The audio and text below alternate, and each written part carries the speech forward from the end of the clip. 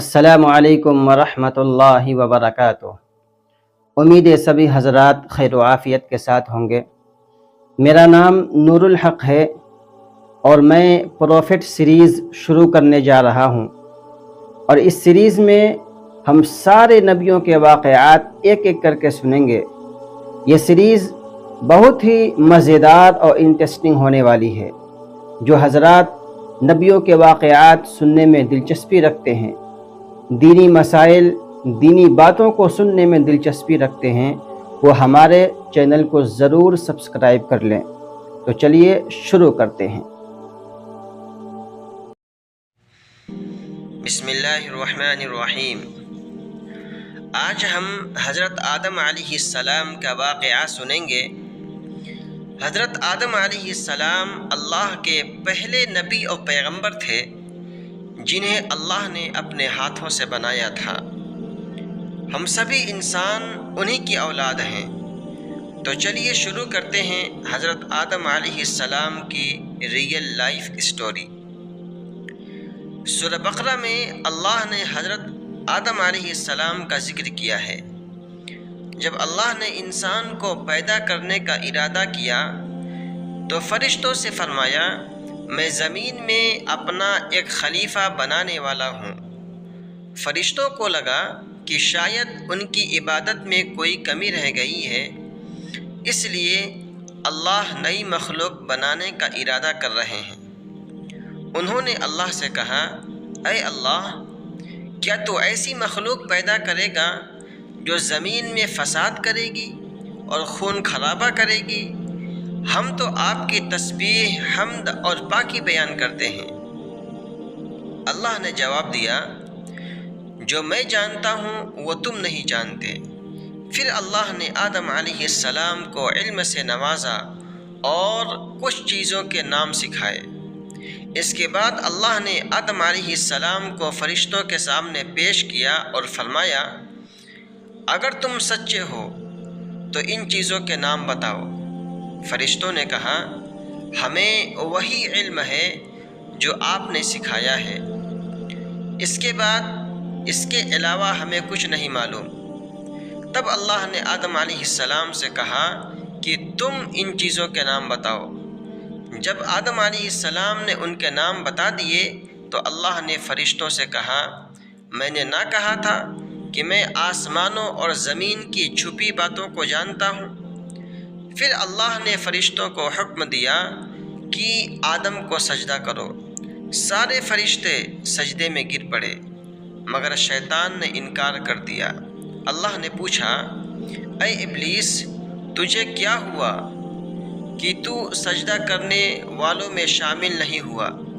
شیطان نے گھمنڈ کرتے ہوئے کہا، میں ایسا نہیں ہوں کہ انسان کو سجدہ کروں، جسے آپ نے سڑے ہوئے گارے کی مٹی سے بنایا ہے، میں اس سے بہتر ہوں۔ آپ نے مجھے آگ سے پیدا کیا اور اسے مٹی سے۔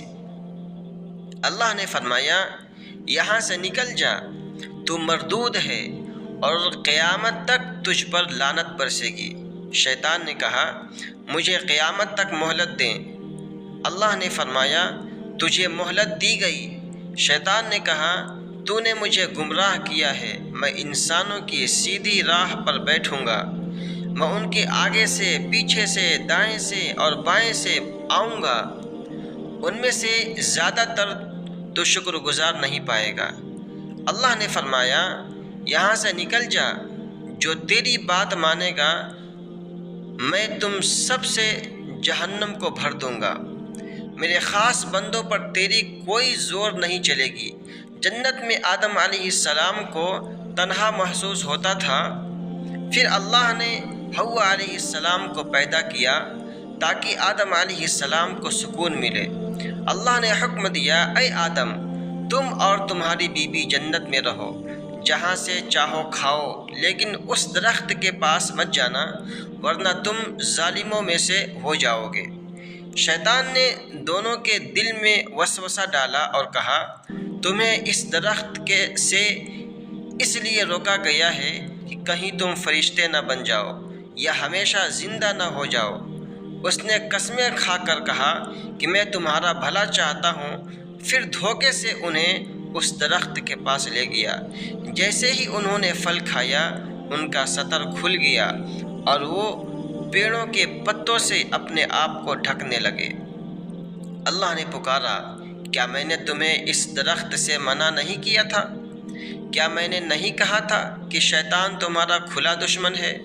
حضرت آدم اور حوا علیہ السلام نے کہا، اے ہمارے رب، ہم نے اپنے اوپر ظلم کیا، اگر تو معاف نہیں کرے گا اور ہم پر رحم نہیں فرمائے گا تو ہم برباد ہو جائیں گے۔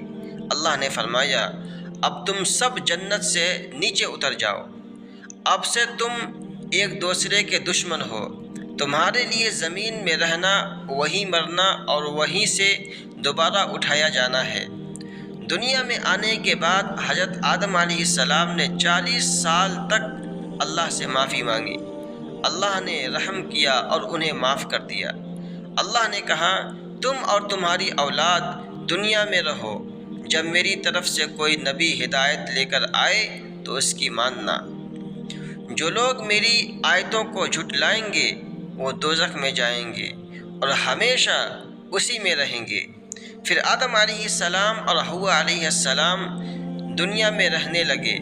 انسانوں کی نسل انہی سے شروع ہوئی۔ حضرت آدم علیہ السلام نے لگ بھگ 900 سال زندہ رہ کر وفات پائی۔ قرآن کے اس واقعے سے ہمیں یہ ہدایت ملتی ہے کہ شیطان نے غلطی کی، گھمنڈ کیا اور اللہ کو الزام دیا، مگر جب آدم علیہ السلام سے غلطی ہوئی تو انہوں نے اپنی غلطی مانی، توبہ کی اور اللہ کو منا لیا۔ حضرت آدم علیہ السلام کی سنت ہے کہ جب بھی انسان سے غلطی ہو جائے تو وہ اللہ سے توبہ کرے۔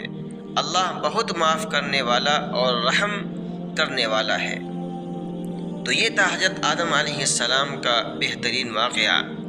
آپ اگلی کون سی نبی کا کہانی سننا چاہتے ہیں پلیز کمنٹ میں بتائیں، اور اگر آپ کو پروفٹ سیریز میں دلچسپی ہے تو چینل کو سبسکرائب کر لیجئے۔